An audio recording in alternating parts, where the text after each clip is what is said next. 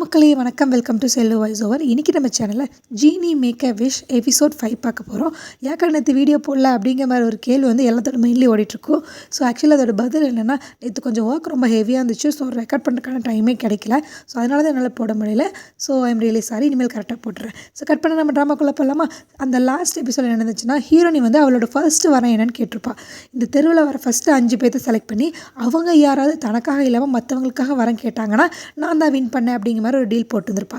So first அந்த super மார்க்கெட்டில் வேலை செய்கிற லேடி, செகண்ட் வந்து அந்த பேங்க்கில் ஒர்க் பண்ணுற பொண்ணு, தேர்ட் அந்த டாகு, ஃபோர்த்து வந்து அந்த வண்டிக்கு ரிப்பேர் கொடுக்க வந்தானே அவன், ஃபிஃப்த்து வந்து யூடியூபர். ஸோ 5 பேருமே செலக்ட் பண்ணியிருப்பாங்க.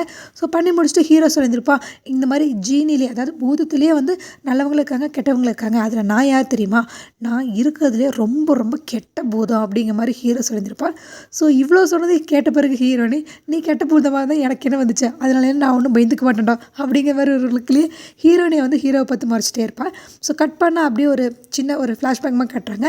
ஹீரோனி வந்து அந்த விளக்குக்குள்ளே உட்காந்துருக்கிற மாதிரியும், ஸோ சுற்றி ஃபுல்லாக தங்கத்தாலேயே நிரப்பின மாதிரி ஹீரோனி வந்து ஒரு மாதிரி ஹாப்பியாக அந்த இதில் சிரித்து பேசிகிட்டு இருக்கிற மாதிரி அப்படிங்கிற மாதிரி ஒரு சீன் வருது. இது என்னன்னு எனக்கும் தெரியல, போக போக பார்க்கலாம். ஸோ டக்குன்னு கட் பண்ணால் அப்படியே ஹீரோனி முழிச்சு பார்க்குறா. ஆக்சுவலி அவளுக்கு வந்து கனவு மாதிரி வந்திருக்கும். ஹீரோனி நம்மளாவது பேய் மாதிரி சிரிச்சிட்டு இருந்தோமே அப்படிங்கிற மாதிரி ஹீரோனி ஃபீல் பண்ண, அம்மா அது என்ன இடமா இருக்கும், நான் ஏன் அப்படி சிரிச்சிட்டு இருந்தேன், எங்கே அந்த மாதிரி சிரிச்சு பார்க்கலாம் அப்படின்னு சொல்லி ஹீரோனி சிரிச்சு பார்ப்பா. செம காமெடியாக தான் இருக்கும். ஸோ கட் பண்ண அப்படியே ஹீரோவை லட்டுவும் காட்டுறாங்க. ஹீரோ வந்துட்டு, டேய் அவள் மட்டும் இருக்காளே என்ன கூண்டோட புதைச்சிடான்னு நினைக்கிறேன்.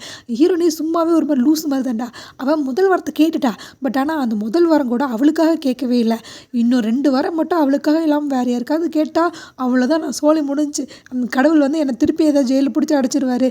அந்த ஹீரோனி பண்ணாலும் பண்ணுவாடா, ஏன்னா ஒரு மென்டல் அப்படிங்கிற மாதிரி சொல்லிட்டு எனக்கு இவ கூட இருந்தே ஒரு மாதிரி டிப்ரெஷன் ஆகுதுடா.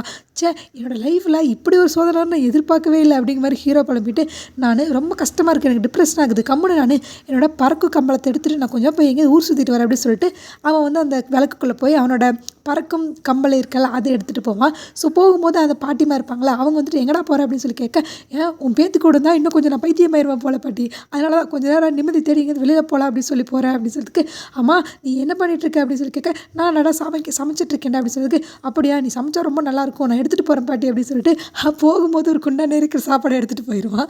இவன் எதுக்கு கம்பளியோட போகிறான், ஒருவேளை வெளியில் போய் பிச்சை எடுக்க போகிறானோ அப்படிங்கிற மாதிரி பாட்டிமா நினச்சிட்டு இருப்பாங்க.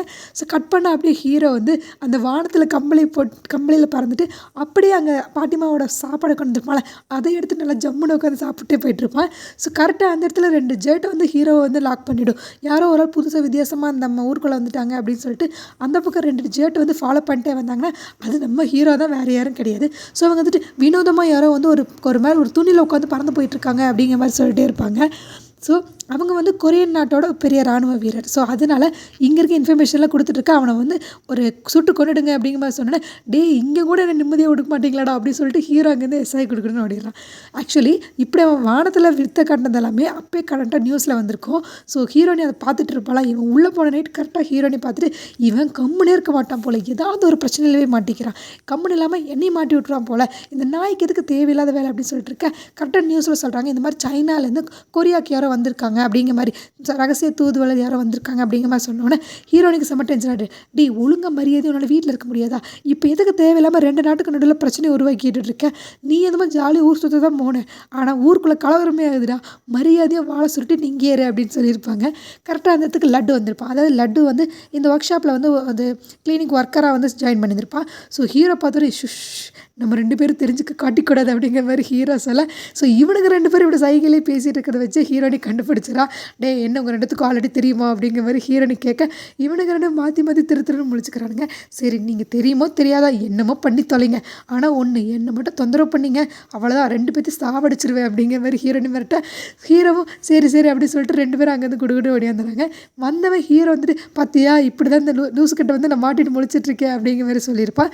ஹீரோனி இப்போ ஏன் இவ்வளோ டெரராக இருக்கான்னு தெரில, ஒருவேளை அவன் முன் ஜென்மத்தில் ஏதாவது பண்ணியிருப்பாளோ, நான் போய் அதை வேணால் பார்த்துட்டு வரட்டுமா அப்படிங்கிற மாதிரி சொல்ல, லட்டு வந்துட்டு முதலாளி அதெல்லாம் வேண்டாம் கம்முனுருங்க, ஏதாவது நீங்கள் மாற்றி விட்ருவீங்க அப்படிங்கிற மாதிரி சொல்ல, இருடா நான் போய் பார்த்துட்டு வரேன் அப்படின்னு சொல்லிட்டு ஹீரோ அங்கேருந்து டைம் ட்ராவல் பண்ணி பாஸ்ட்டுக்கு போயிருந்திருப்பான். அதாவது ஹீரோனிக்கு வந்து நிறையா ஜென்மம் எடுத்திருப்பாள். ஸோ அதில் ஒரு ஜென்மத்தை பார்க்கலாம் தான் போயிருந்திருப்பான். ஸோ அந்த ஜென்மத்தில் ஹீரோனி வந்து கவர்மெண்ட்டுக்கு எல்லாமே அகெயின்ஸ்டாக போராட்டம் பண்ணுற ஒரு கேங்கோடு இருந்திருப்பாள். ஸோ நல்லவங்களுக்காக கவர்மெண்ட்டை எதிர்த்து போராடிட்டு இருப்பாங்க.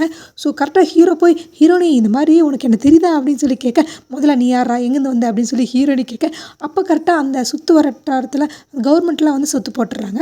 ஹீரோ கன் பாயிண்டில் வந்து நீ யார் எங்களை மாட்டி வரக்காக வந்திருக்கியா அப்படிங்கிற மாதிரி ஹீரோயினி வந்து ஒரு மாதிரி டெரராக கேட்க அதுக்கெல்லாம் நான் ஒன்றும் வரலடி அப்படின்னு சொல்லிட்டு இருக்க கரெக்டாக அந்த இடத்துல கவர்மெண்ட்லேருந்து வர போலீஸ் எல்லாமே வந்துடுறாங்க. ஸோ வந்தவங்க தரம் மாதிரி எடுத்து கண்ணெலாம் எடுத்து டப்பு டப்பு டப்புன்னு சுட ஆரம்பிச்சுறாங்க. அதாவது ஹீரோயினையும் அவங்க கேங் எல்லாத்தையுமே சுட ஆரம்பிச்சுறாங்க. ஸோ நடுவில் ஹீரோ இருக்குங்காட்டிக்கு அவனோட மேலே வந்து ஃபுல்லாக புல்லட் எல்லாம் பாய ஆரம்பிச்சிருது. ஹீரோ வந்து ஒரு பூதமாச்சே, ஸோ அவனுக்கு வந்து புல்லட் அடிப்படையில் ஒன்றும் ஆகாது. அவன் உடம்புல பாஞ்சு அப்படியே கீழே வந்து விழுந்தது. ஹீரோக்கு ஒரு மாதிரி டென்ஷன் ஆயிடுது.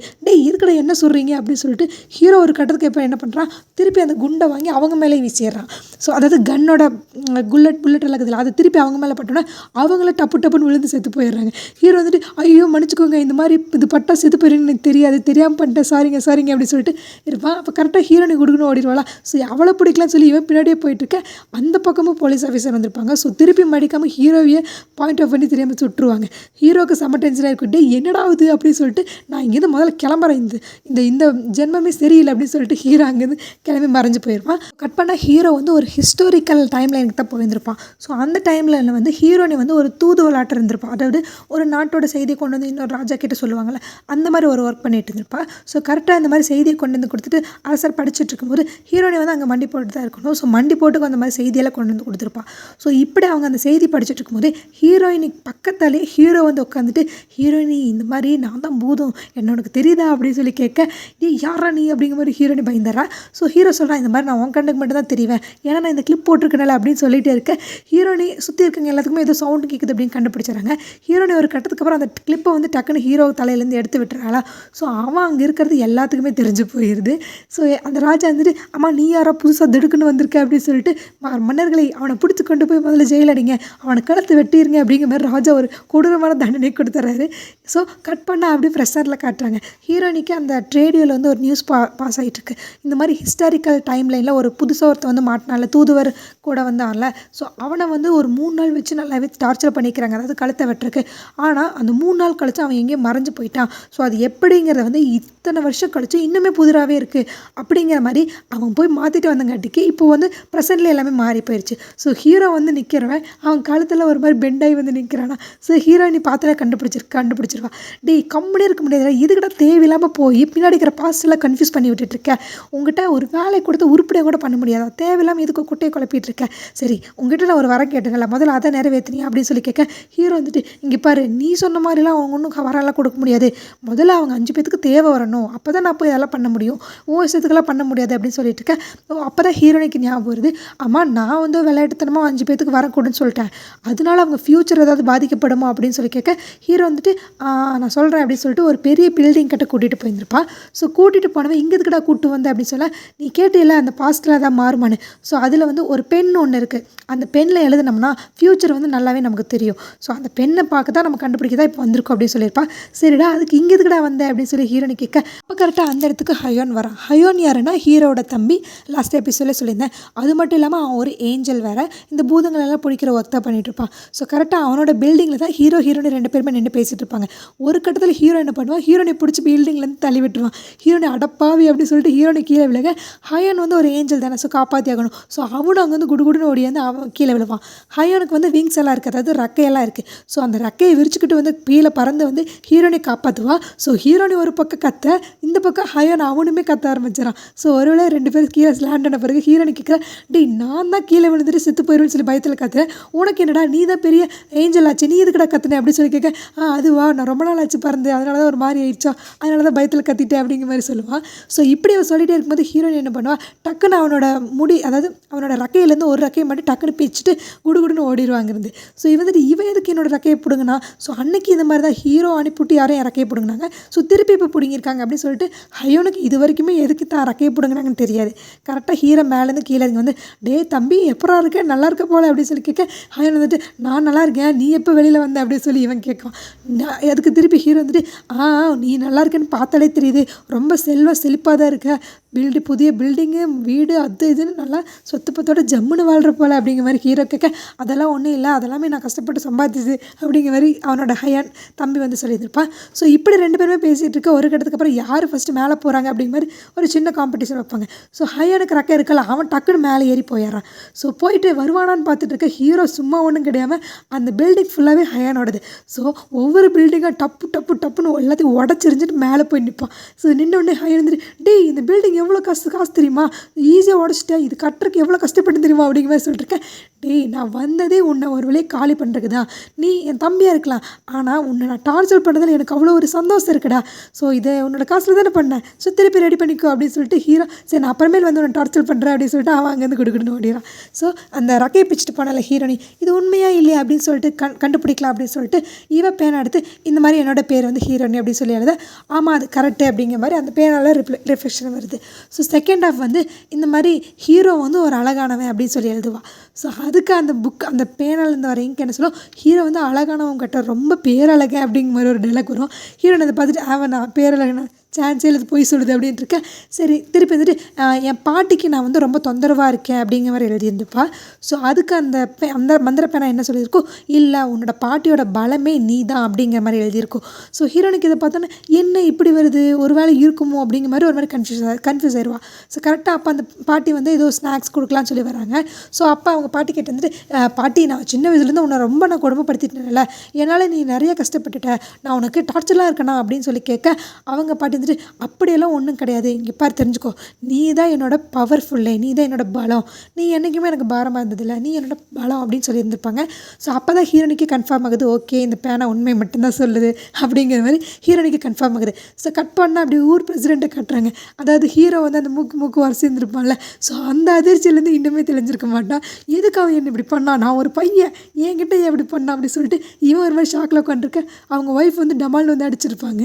ஸோ அங்கே இருக்க ஒர்க்கர் வந்துட்டு, பாஸ் நான் வந்து கண்டுபிடிச்சிட்டேன், அந்த ஒருத்தன் வந்து உங்களோட மூக்கு உரசினால அது ஏன்னு இப்போ நான் கூகுளெல்லாம் போட்டு சர்ச் பண்ணேன். அதாவது அரபிக் நாட்டில் இப்படி ஒரு இது கல்ச்சர் இருக்குதாம்மா, இந்த மாதிரி தான் வணக்கம் சொல்லுவாங்களாம்மா, ஸோ அதனால தான் அவன் இப்படி பண்ணிட்டான் அப்படின்னு சொன்னேன். அப்போ தான் அவர் அதாவது ஊர் பிரசிடெண்ட்டுக்கு ஒரு சந்தோஷம் வருது, நல்ல வேலை அவன் எதுவும் எங்கிட்ட தப்பாக நினைக்கல அப்படின்னு சொல்லிட்டு ஒரு மாதிரி ஹாப்பி ஆகிடுறான். ஸோ கட் பண்ண அப்படியே அந்த சூப்பர் மார்க்கெட்டில் அந்த லேடி இருக்காங்களா, ஸோ அந்த லேடி காட்டுறாங்க.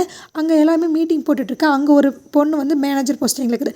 அந்த பொண்ணு சும்மா சொல்லிடக்கூடாது, அதுவும் இருக்கிற எல்லாத்தையுமே திருப்பி பயங்கரமாக ஒரு மாதிரி ராஜ்யம் பண்ணிகிட்ருக்கேன். கரெக்டாக அந்த லேடி வந்து எல்லாத்தையுமே க்ளீன் பண்ணி வச்சுட்ருப்பாங்க. ஸோ அப்போ கரெக்டாக அங்கேருந்து ஒரு விளக்கு கிடச்சிருக்கும். ஸோ அந்த விளக்கு என்னடா அப்படின்னு சொல்லி தேய்ச்சி பார்த்தா, ஸோ அதுக்குள்ளேருந்து நம்ம ஹீரோ கரெக்டாக வெளில வந்திருப்பான். ஸோ வெளியில் வந்தவன் ஆக்சுவலி அவனோட ஃபேஸை வந்து ரிவீல் பண்ணியிருக்க மாட்டான்.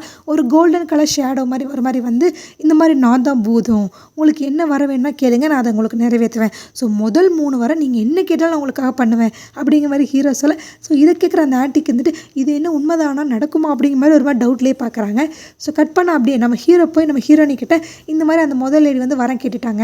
ஸோ அவங்க என்ன கேட்டாங்க தெரியுமா, நீ சொன்னே இல்லை மற்றவங்களுக்காக கேட்பாங்க, அவங்க அப்படியெல்லாம் கேட்கல, ஸோ அவங்க தனக்காக தான் கேட்டாங்க அப்படின்னு சொல்லிட்டு ஆக்சுவலாக அவங்க என்ன கேட்டாங்க அப்படிங்கிறத ஃப்ளாஷ்பேக் காட்டுறாங்க. ஸோ சூப்பர் மார்க்கெட்டில் அங்கே ஒரு மேனேஜரில் ஒரு லேடி இருக்காங்களே, ஸோ அவங்கள விட எனக்கு போஸ்டிங் பெருசாக இருக்கணும், ஸோ நான் ரொம்ப பணக்காரியாக இருக்கணும், எல்லோரும் எனக்கு கீழே அடிப்பணிஞ்சிருக்கணும் அப்படிங்கிற மாதிரி, ஸோ நான் நல்லா இருக்கணும் அப்படிங்கிற ஒரு மென்டாலிட்டியில், ஸோ இந்த மாதிரி நான் தான் பெருசாக இருக்கணும் அப்படிங்கிற மாதிரி கேட்டிருப்பா. ஸோ சுற்றி வேலை செய்கிற எல்லாங்களுக்கும் நேற்று வரைக்கும் நம்ம கூட இருந்தாலும் இன்றைக்கி எப்படி இவ்வளோ பெரிய போஸ்டிங் அவளுக்கு கிடச்சிச்சு, என்னவா இருக்கும் அப்படிங்கிற மாதிரி எல்லாருமே ரொம்ப கன்ஃபியூஷனாக இருப்பாங்க. ஆக்சுவலி இவங்க வந்து அந்த மேனேஜர் லேடியோட பெரிய போஸ்டிங் கிடச்சிருக்கும். ஸோ அதனால் அந்த மேனேஜர் லேடி பிடிச்ச இவங்க பயங்கரமாக திட்டியெல்லாம் விட்டுருந்துருப்பாங்க. ஸோ இப்படி அவங்களோட 3 வாரத்தை அவங்களுக்காக தனக்காக யூஸ் பண்ணியிருப்பாங்க. கரெக்டாக அந்த இடத்துக்கு நம்ம ஹீரோனை போய் இந்த மாதிரி நீங்கள் கார் சர்வீஸ் விட்டுறீங்களா, அது ரெடி ஆகிடுச்சு, நீங்கள் வந்தால் எடுத்துக்கலாம் அப்படின்னு சொல்லி கேட்க, அந்த இருந்துட்டு இனிமேலாம் யாரும் அந்த டப்பா கார் யூஸ் பண்ணுவாங்க, நான் புது கார் வாங்கிக்குவேன், ஏன்னா நான் இப்போது பயங்கர ரிச்சான பர்சன், ஸோ எனக்கு அந்த கார் தேவையில்லை, நீயே வச்சுக்கோ அப்படிங்கிற மாதிரி ஹீரோயின் சொல்லிட்டு போயிருப்பாங்க. ஸோ இதை பார்க்குற ஹீரோ வந்துட்டு, நான் தான் சொன்னேனே இந்த மனுஷங்க எல்லா பிறவிகளும் ரொம்ப மோசமான பிறவிங்க, தனக்காக மட்டும்தான் யோசிப்பாங்க, மற்றவங்கள பற்றி அக்கறை இல்லாத ஒரு பர்சன் தான், பற்றியா காசு வந்தோன்னா மற்ற எல்லாத்தையும் தூக்கி போட்டாங்க. ஸோ நான் முன்னாடி இருந்தே சொல்கிறேன், கடவுள் படைத்த படைப்பில் ரொம்ப ஒஸ்ட்டான படைப்பு இந்த மனுஷங்க தான் அப்படிங்கிற மாதிரி ஹீரோ சொல்லியிருப்பா. இதெல்லாம் கேட்டு நம்ம ஹீரோ வந்துட்டு, நீ என்னமோ வளரடா அப்படின்னு சொல்லிட்டு இன்னும் 4 பேர் இருக்காங்க, அதில் ஒரு 3 பேர் தனக்காக இல்லாமல் மற்றவங்களுக்காக வரம் கேட்டாங்கன்னா நான் தான் வின் பண்ணேன் அப்படின்னு சொல்லியிருப்பா. ஸோ அதோட இந்த எபிசோட் முடியுது. அடுத்த எபிசோட் நாளைக்கு பார்க்கலாம். Until then, bye from Sellu Voiceover. Bye.